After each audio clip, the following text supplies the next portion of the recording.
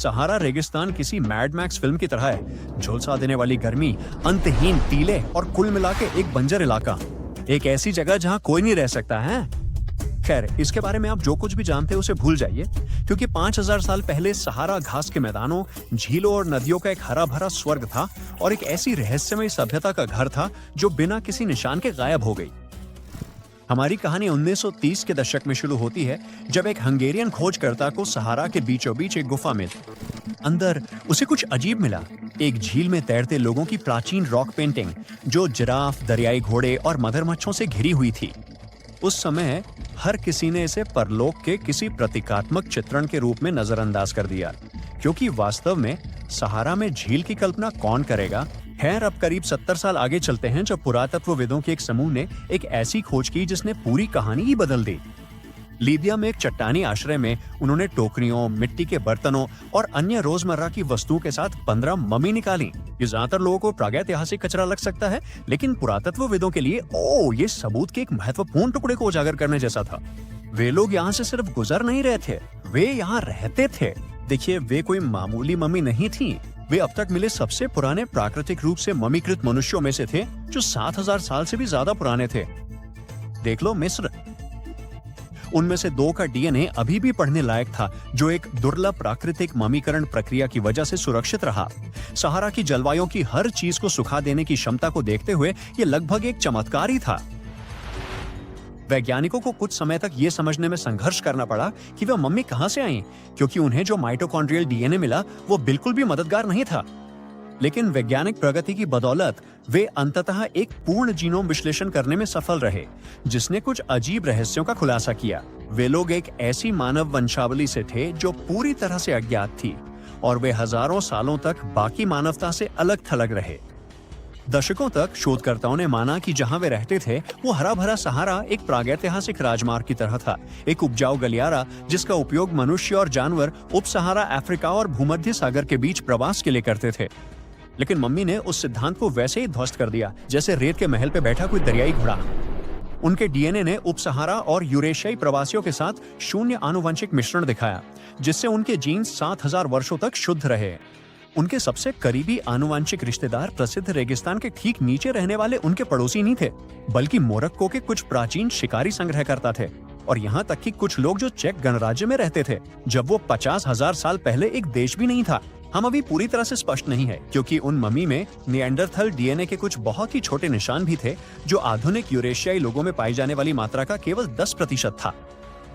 अब यदि आपने स्कूल में ध्यान दिया है तो आप जानते हैं कि निएंडरथल यूरोप और एशिया में रहते थे, और शुरुआती मनुष्य अफ्रीका से बाहर प्रवास करने के बाद ही उनके साथ मिले थे। लेकिन उन ग्रीन सहारा के लोगों ने कभी अफ्रीका नहीं छोड़ा, तो उनमें निएंडरथल जीन कैसे आए? प्रमुख सिद्धांत ये है कि उनके पूर्वज 50,000 साल पहले उत्तरी अफ्रीका में निएंडरथल के साथ घुले मिले थे, सहारा में बसने और बाहरी दुनिया से संपर्क काटने से पहले। पुरातत्वविदों को उस रॉक शेल्टर में मवेशियों की हड्डियां और पत्थर और लकड़ी से बने औजार भी मिले, जिससे साबित होता है कि वे लोग एक समृद्ध देहाती जीवन जीते थे। इस खोज ने वैज्ञानिकों को कुछ समय के लिए सोच में डाल दिया, क्योंकि आप देखिए, अफ्रीका में पशुपालन विकसित नहीं हुआ था, तो उन्होंने ये कैसे सीखा अगर वे कभी किसी के साथ घुले मिले? क्या उनके पास प्राचीन YouTube ट्यूटोरियल थे? शायद नहीं। शोधकर्ताओं का मानना है कि उन्होंने पड़ोसी समूहों के साथ ज्ञान का आदान प्रदान किया होगा, लेकिन सिर्फ ज्ञान का, शारीरिक संबंध नहीं। ये विश्वास करना लगभग बहुत कठिन है कि कोई भी बाहरी व्यक्ति उनके साथ नहीं मिला। आखिरकार हरे भरे स्वर्ग के बीच एक समृद्ध सभ्यता में कौन नहीं रहना चाहेगा? दूध पीना, मांस खाना और प्रोटीन स्रोत के रूप में जानवरों के खून का उपयोग करना, ओ स्वादिष्ट। अपने पशुधन की बदौलत उन्हें हर भोजन के लिए शिकार नहीं करना पड़ता था, और प्रचुर पानी ने जीवन को काफी सुखद बना दिया था। और फिर भी उन्होंने कभी बाहरी लोगों से शादी नहीं की। क्यों? शायद ये अपने समूह के बाहर कभी संबंध न बनाने का एक सांस्कृतिक चुनाव था, या शायद परिदृश्य ने ही उन्हें अलग थलग रखा था। यहीं पर वैज्ञानिक अपना दांव लगाते हैं। उनका मानना है कि ग्रीन सहारा में मौजूद घने जंगलों और नदियों ने प्रकृति के प्रवेश निषेध संकेत की तरह काम किया, जिससे एक भौगोलिक बाधा पैदा हुई जो जानवरों, पौधों और पूरे समाजों को अलग करती है। यही अलगाव कारण है कि उनके जीन इतने अनोखे थे। ये लोग किसी और के साथ शारीरिक संबंध नहीं बना रखे, लेकिन ये आनुवंशिक टाइम कैप्सूल लगभग बच नहीं पाया था। पिछले हिमयुग के अधिकांश समय के लिए सहारा आज की तुलना में और भी कठोर था, एक वास्तविक मृत क्षेत्र जहां मनुष्य जीवित नहीं रह सकते थे। 70,000 साल पहले सबसे सख्त लोग भी गायब हो गए। नील घाटी और भूमध्य सागरीय तट की ओर पीछे हट गए। क्यों? क्योंकि पृथ्वी एक जलवायु दबंग थी। विशाल ग्लेशियरों ने सारी नमी चुरा ली, मानसून को तब तक कमजोर किया जब तक कि बारिश के बादल मुश्किल से उत्तरी अफ्रीका तक नहीं पहुंच गए। फिर नॉकआउट पंच आए। हिमशैल के बेड़ों ने उत्तरी अटलांटिक में बाढ़ ला दी, जिससे हर बार विनाशकारी सूखा पड़ा। ये सहारा का अंतिम बाहर रहने वाला युग था। अब आप शायद सोच रहे होंगे कि इस सब के बाद सहारा आखिर हरा भरा कैसे हो गया और फिर वापस रेगिस्तान कैसे बन गया। खैर, ये सब 15,000 साल पहले शुरू हुआ था। मैं तब आसपास नहीं था जब पृथ्वी पिछले हिमयुग से उबर रही थी। हमारी पृथ्वी की धुरी थोड़ी डगमगा रही थी और उस वजह से उत्तरी गोलार्ध सूर्य के करीब आ गया, जिससे अतिरिक्त धूप और गर्मी मिली।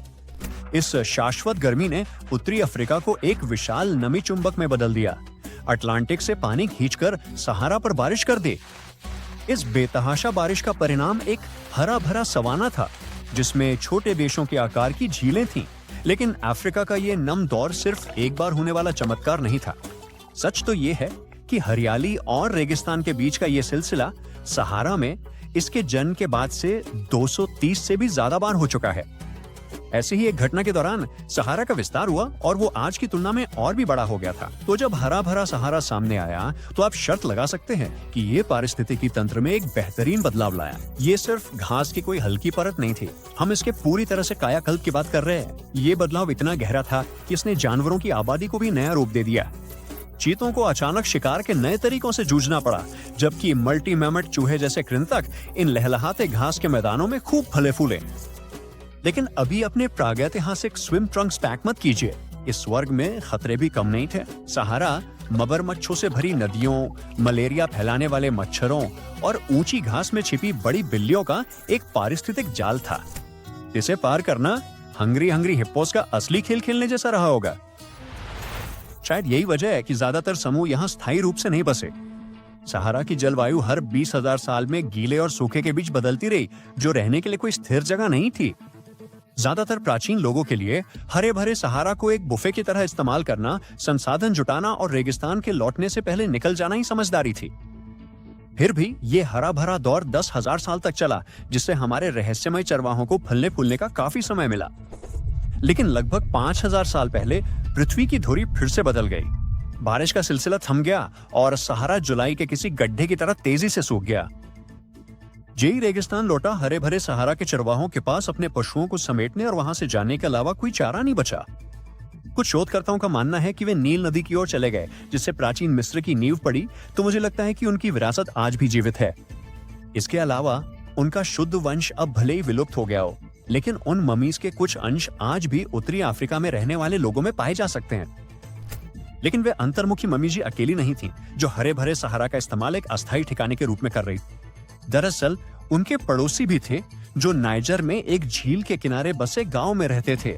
वे लोग 5,000 साल तक वहां रहे और सहारा रेगिस्तान का सबसे पुराना कब्रिस्तान छोड़ गए, जिसमें एक कछुए के खोल में दफन एक आदमी, नुकीले दांतों वाला एक मुस्कुराता हुआ आदमी और समय में थमा हुआ एक परिवार का आलिंगन शामिल है, जो उसी पानी का शिकार हुए जिसने उन्हें जीवन दिया था।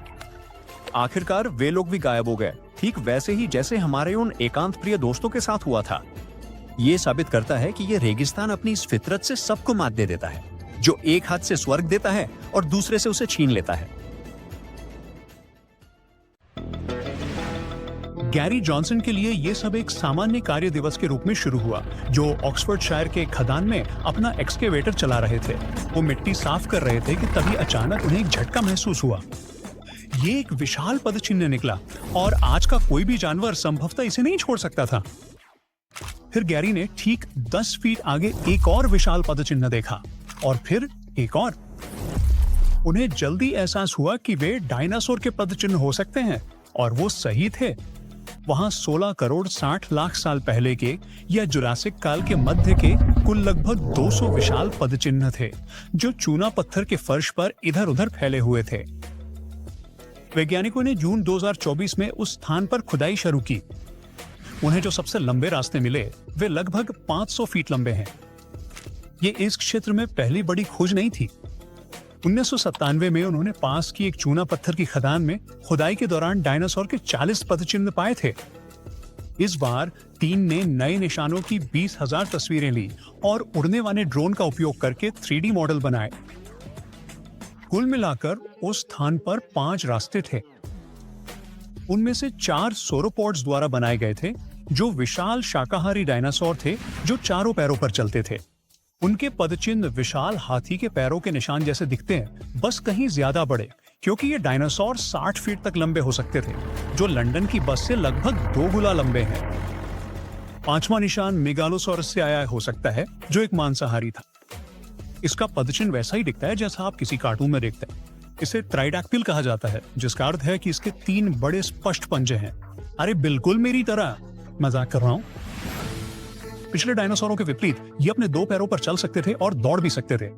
उस समय जिस क्षेत्र में वे रहते थे वो एक गर्म उथले लैगून की तरह था, और ये डायनासोर कीचड़ में धंसते हुए अपने पदचिह्न पीछे छोड़ गए। पदचिह्न हमें ये जानने में मदद कर सकते हैं कि डायनासोर कितनी तेजी से चलते थे, वे कैसे चलते थे, वे कितने बड़े थे और वे किस तरह के वातावरण में रहते थे। आप हड्डियों के जीवाश्म रिकॉर्ड से ये सब नहीं जान सकते, जो इस खोज को बहुत महत्वपूर्ण बनाता है। वैज्ञानिकों का मानना है कि एक बड़े तूफान ने निशानों को इतनी अच्छी स्थिति में बचाने में मदद की। इसने उनके ऊपर बहुत सारी कीचड़ डाल दी होगी, जिससे वे बह जाने से सुरक्षित रहे। ऑक्सफोर्डशायर की खोज के कुछ ही महीनों बाद वैज्ञानिकों को ब्राजील और कैमरून में अलग अलग महाद्वीपों पर 3,700 मील से अधिक की दूरी पर 260 से अधिक मेल खाते डायनासोर के पदचिह्न मिले। जब उन्होंने इन निशानों का अध्ययन किया तो उन्हें एहसास हुआ कि वे लगभग एक ही उम्र और आकार के थे और एक ही प्रकार की भूमि और प्लेट टेक्टोनिक संदर्भों से आए थे। उत्तर पूर्वी ब्राजील और जो अब अफ्रीका में कैमरून है, उन अंतिम छोटे भूमि पुलों में से एक है जहां डायनासोर लगभग 12 करोड़ साल पहले गोंडवाना महाद्वीप के पूरी तरह से अलग होने से पहले स्वतंत्र रूप से भूमि के बीच आ जा सकते थे। अफ्रीका और दक्षिण अमेरिका लगभग 140 मिलियन साल पहले अलग होने लगे थे और दक्षिण अटलांटिक महासागर ने धीरे धीरे उनके बीच की जगह भर दी। जैसे जैसे जमीन बटी, बड़े बेसिन बने और नदियां और झीलें उन्हें भरने लगी। पैरों के निशान उन्हीं बेसिनों में महासागर के दोनों किनारों पर पाए गए थे। ज्यादातर निशान 3 उंगलियों वाले थेरोपॉड्स के थे, जो मांस खाने वाले डायनासोर थे। लेकिन वहां सोरोपॉड्स और ऑर्निथिशियन के भी निशान थे, जो शाकाहारी थे। उन नदी घाटियों के पौधों ने शाकाहारियों का पेट भरा, जिससे एक पूरी खाद्य श्रृंखला बनाने में मदद। और कीचड़ भरी जमीन ने डायनासोर के पैरों के निशानों को सुरक्षित रखने में मदद की, ठीक वैसे ही जैसे इंग्लैंड में। पैरों के निशानों की ताजा खोज इस बार स्कॉटिश आइल ऑफ स्काई में वैज्ञानिकों को डायनासोर की आदतों के बारे में कुछ नया जानने में मदद मिली। अब तक उन्हें प्रिंस चार्ल्स पॉइंट पर 130 से ज्यादा पैरों के निशान मिले हैं और पता चला है कि विशाल मांस खाने वाले डायनासोर और उनके शाकाहारी शिकार यहाँ 166 मिलियन साल पहले एक ही पानी साझा करते थे। कुछ निशान मेगालोसॉर के थे, जो मांस खाने वाले डायनासोर थे और टी-रेक्स की शुरुआती रिश्तेदार थे। अन्य निशान विशाल लंबी गर्दन वाले शाकाहारियों के थे। उनमें से कुछ हाथी से 3 गुना बड़े थे।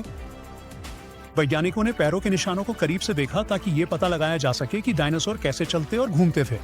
उनका मानना है कि डायनासोर उथले मीठे पानी के लगून के पास रहते थे, ठीक वैसे ही जैसे आज जानवर पानी के गड्ढों के पास इकट्ठा होते हैं।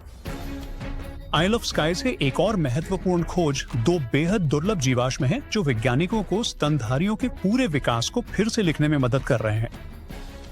आज कुछ छछूंदर जैसे जीव केवल 1 या 2 साल ही जीवित रहते हैं, है ना? फिर वे नन्हे जीव 7 साल या उससे भी ज्यादा समय तक जीवित रहते थे। वैज्ञानिकों को स्काई पर इसके 2 लगभग पूरे कंकाल मिले। एक वयस्क था और दूसरा छोटा था। ये पता लगाने के लिए कि जानवर कैसे रहते और बढ़ते थे, वैज्ञानिकों ने चट्टान के अंदर देखने और दांतों की जांच करने के लिए हाईटेक एक्सरे स्कैन का इस्तेमाल किया, जैसे पेड़ की उम्र जानने के लिए उसके छल्लों को गिना जाता है। छोटे जीव के अभी भी वयस्क दांत आ रहे थे, लेकिन वो पहले से ही लगभग 2 साल का था, जो छोटे जानवरों के लिए बहुत असामान्य है। ये जुरासिक काल के दौरान उस क्षेत्र में रहता था जब स्काई गर्म, उष्णकटिबंधीय और उथले समुद्रों और घने जंगलों से भरा था। उस समय ये नन्हे और अजीब शुरुआती स्तनधारी डायनासोरों के शासन वाली दुनिया में बस दिखाई देने लगे थे, लेकिन वे स्तनधारियों की उस लंबी कतार की शुरुआत है जिसमें एक दिन बिल्लियां, व्हेल और इंसान शामिल होंगे। वैज्ञानिक अर्जेंटीना में एक नए जीवाश्म स्थल से डायनासोर के अंतिम दिनों के बारे में जान रहे हैं। उस नाटकीय क्षुद्रग्रह की टक्कर के प्रभाव के बारे में हम जो कुछ भी जानते हैं उसका अधिकांश हिस्सा उत्तरी अमेरिका से आता है, जहां कभी टीरेक्स और ट्राइसेराटॉप्स रहते थे। लेकिन अब हमें ये देखने को मिलता है कि और दक्षिण में क्या हुआ। स्थानीय खदान में काम कर रहे वैज्ञानिकों की टीम को हेड्रोसॉर की हड्डियां मिली, जो दक्षिण अमेरिका में काफी दुर्लभ है। बहुत पहले ये रेगिस्तानी इलाका गर्म था और फर्न और ताड़ जैसे पौधों से भरा था। चौड़ी समतल जमीन से होकर एक धारा बहती थी जिसने वहां रहने वाले जानवरों को दफनाने और सुरक्षित रखने में मदद की। 2020 में वैज्ञानिक इस क्षेत्र की खोज कर रहे थे जब एक जीवाश्म विज्ञानी को डायनासोर के पैर की हड्डी मिली।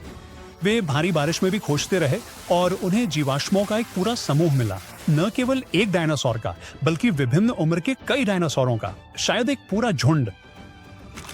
यहाँ एक और बहुत महत्वपूर्ण खोज 5 दांतों वाला एक छोटा स्तनधारी जबड़ा था, जो साइट की तलाशी के ठीक 2 घंटे बाद मिला था। ये जबड़ा एक छोटे शाकाहारी स्तनधारी का था। ये जीव लगभग एक गिलहरी के आकार के थे और इनके पास पौधों को चबाने के लिए लकीरों और खांचों वाले बहुत ही खास दांत थे।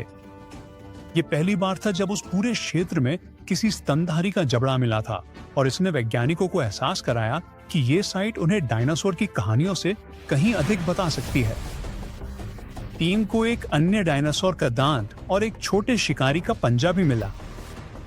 यहाँ मिले सभी जीवाश्म कुछ बड़े वैज्ञानिक सवालों के जवाब देने में मदद कर सकते हैं, जैसे कि क्या एस्ट्रॉइड के टकराने से पहले ही डायनासोर धीरे धीरे गायब हो रहे थे, जैसा कि शायद उत्तर में हुआ था, और उन जानवरों का क्या हुआ जो एस्टेरॉइड की टक्कर से बच गए थे।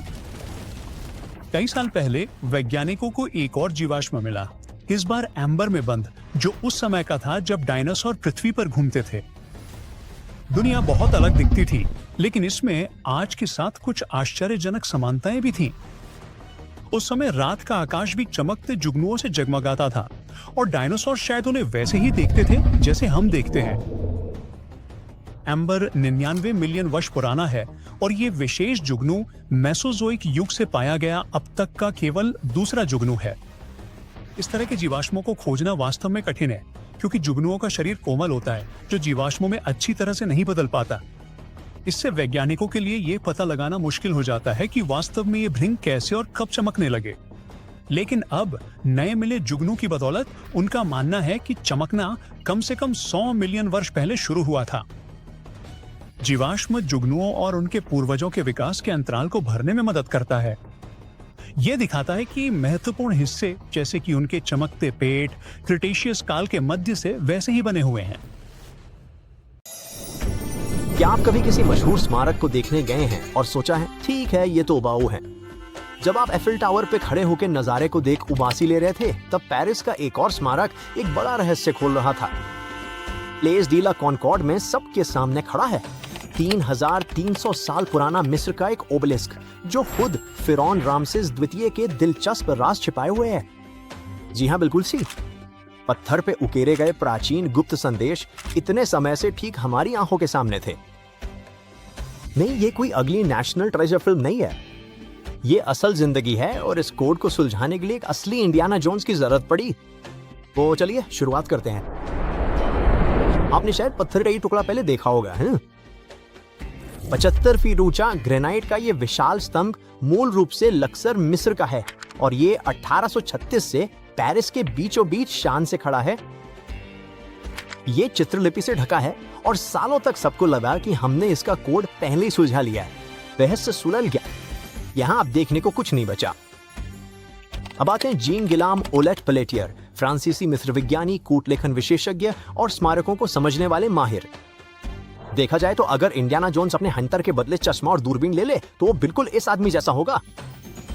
उनका शौक काफी अनोखा है। वे कभी कभी ओबेलिस्क के पास टहलते हुए जाते हैं और मजे के लिए चित्रलिपियां पढ़ते हैं। हाँ, वे उन्हें धारा प्रवाह पढ़ सकते हैं। नहीं, हमें नहीं पता कि ये हमारे अपने शौक के बारे में क्या कहता है। 2021 तक विशेषज्ञों का मानना था कि ओबेलिस्क के शिलालेख मुख्य रूप से अमुन या अमुन-रा और होरस देवताओं की स्तुति करते थे, वही बाज के सिर वाले आकाश देवता जिनके माता पिता ओसिरिस और आइसिस बहुत प्रसिद्ध हैं। लेकिन एक बार ऐसे ही पढ़ते समय ओलेट पेलेटियर ने कुछ अजीब देखा। वो चित्रलिपियां सिर्फ देवताओं की स्तुति नहीं कर रही थी, वे दिशा निर्देश दे रही थीं, लक्सर के मंदिर के प्रवेश द्वार का सटीक रास्ता। लेकिन रुकिए, थोड़ी पिछली कहानी के साथ ये और भी दिलचस्प हो जाता है। इस तरह के ओबेलिस्क सिर्फ सजावट की चीजें नहीं थे, इन्हें आमतौर पर बड़े मंदिरों के प्रवेश द्वार पर रखा जाता था, जैसे लक्सर का मंदिर जहां ये मूल रूप से खड़ा था। वे सूर्य देव रा के प्रतीक थे और पत्थर में जमी हुई सूरज की किरण को दर्शाते थे।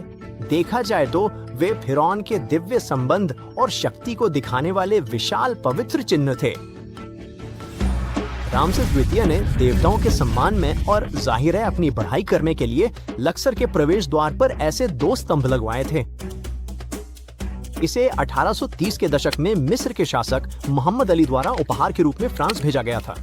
नहीं, वो मुक्केबाज नहीं, और ये किसी ऐसे व्यक्ति का इंतजार कर रहा था जो इसे करीब से देखें।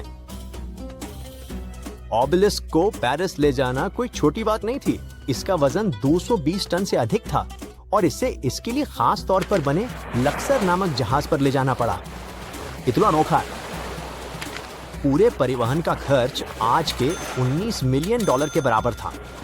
दिलचस्प बात यह है कि इसका जुड़वा ओबेलिस्क अब भी लक्सर में है, यानी शोधकर्ता दोनों की तुलना कर देख सकते हैं कि कहानी सच में मेल खाती है या नहीं। ओबेलिस्क की ये जोड़ी जानबूझकर बनाई गई थी ताकि नजर और रूह को पवित्र स्थान की ओर ले जाया जा सके। खुशकिस्मती से जीन गिलॉम ने छानबीन के लिए बिल्कुल सही वक्त चुना। आने वाले ओलंपिक खेलों के लिए ओबेलिस्क की मरम्मत की जा रही थी। मचान लगा होने की वजह से उसे स्मारक के शिखर तक पहुंचने का एक दुर्लभ मौका मिल गया। अपने साथ एक दूरबीन और एक लंबी सीढ़ी लेके वो खंभों के उन ऊंचे हिस्सों के बिल्कुल करीब जाके खड़ा हो गया जिन्हें हम सिर्फ नीचे से देख पाते हैं, और तभी उसे उस छिपे हुए असली राज का बारीकी से पता चला कि प्राचीन मिस्रवासियों ने पत्थर पर सिर्फ यूं ही कोई निशान नहीं बनाए थे। उनके पास इससे भी कमाल की चीज थी, क्रिप्टो चित्रलिपि। ये लेखन के खास गुप्त तरीके थे जिनका इस्तेमाल पवित्र या खास संदेशों के लिए होता था। असल में ये प्राचीन काल के सिर्फ वीआईपी लोगों वाले इमोजी थे। जहां एक आम पुजारी साधारण चित्रलिपि पढ़ सकता था, वहीं क्रिप्टो चित्रलिपि सिर्फ फिरौन के खास लोगों के लिए थी।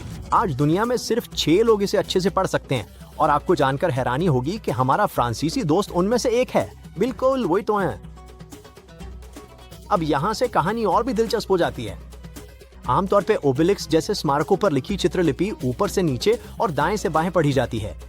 काफी आसान है, लेकिन जीन गिलॉम ने नियमों को तोड़कर उन्हें सीधा पढ़ने के बजाय आड़ा पढ़ने का फैसला किया। अभी उसे वो अजीब पैटर्न और निशान दिखने लगे जो करीब 200 सालों से सबके सामने होते हुए भी छिपे थे। इनमें से कुछ संदेश इतनी चालाकी से छिपे थे कि आप उन्हें तभी समझ सकते थे जब आप ओबेलिस्क के चारों ओर एक खास तरीके से घूमे।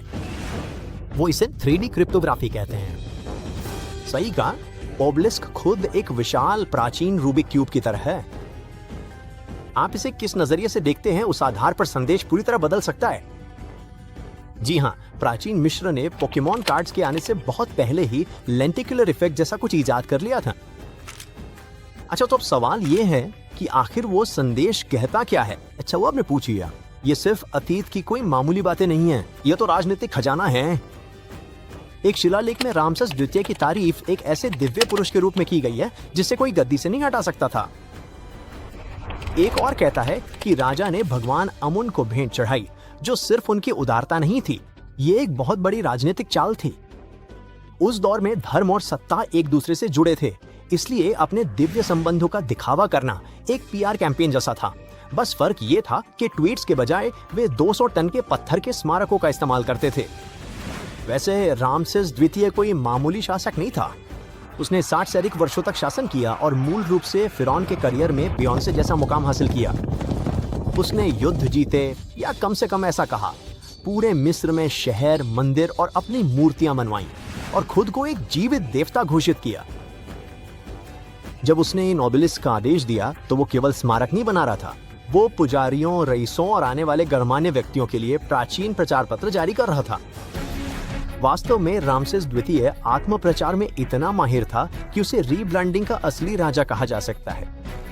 उसने कादेश के युद्ध में जीत का दावा किया, भले ही वो बराबरी पे छूटा था, और उसने पूरे मिस्र की दीवारों और स्मारकों पर जीत को उकेरा।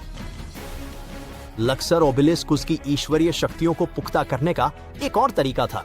जब भी कोई वहां से गुजरता या उसके लेख पढ़ता। और सबसे खास बात तो ये है, इनमें से कुछ शिलालेखों को बिल्कुल सही जगह रखा गया था ताकि उत्सव के लिए नाव से आने वाले रईस उन्हें देख सकें। शायद यही कारण है कि उन्हें केवल एक निश्चित कोण से ही पढ़ा जा सकता है। लेकिन अगर आप ओबेलिस्क के आधार पर खड़े होते तो आपको ज्यादा कुछ नहीं दिखता। लेकिन नील नदी के ठीक बीच में 45 डिग्री के कोण पे खड़े होके, कमाल की बात है।